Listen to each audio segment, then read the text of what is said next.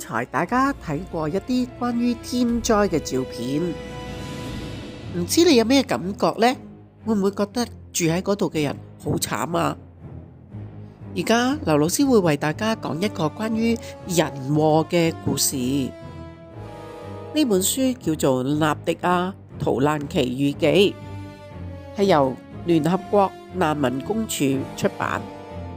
呢個故事發生喺非洲嘅南蘇丹，係一個土地肥沃而且有石油作為資源嘅國家，但偏偏呢笪地方經常出現內戰，人民都生活得好困苦。有一日，一群士兵突然間闖進村莊，帶走咗納迪馬嘅家人同埋鄰居，迫使佢要逃亡啊！同父母失散咗嘅納迪馬冷靜過後，細聲安慰比佢更加細嘅一個鄰家女孩阿米拉。我記得媽媽曾經同我講過，如果我驚嘅時候就深呼吸，你做深呼吸啦。弊啦弊啦，附近有士兵出現啦，我哋唔好出聲啊！嗱，我數3聲，然後一齊向住嗰邊跑過去。咪走啊！咪走啊！咪走啊！唉，真係好彩啦，我哋匿埋咗，避過咗佢哋啦。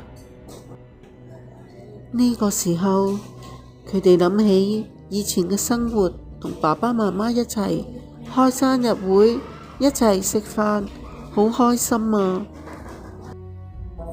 唔知仲有冇機會恢復以前嘅日子呢？我記得媽媽以前講過，有一個標誌，只要我哋能夠逃難到嗰個標誌嘅地方，就會有人保護我哋噶啦。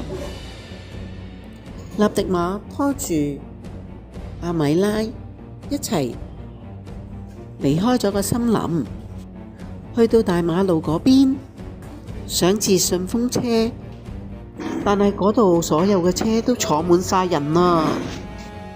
弊啦弊啦，啲士兵追到嚟啦，仲開槍掃射我哋嘅巴士啊！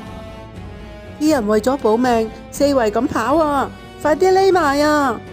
後來納迪馬佢哋跑到去海邊，遇到一隻船，船家就接收埋佢2個上船啦。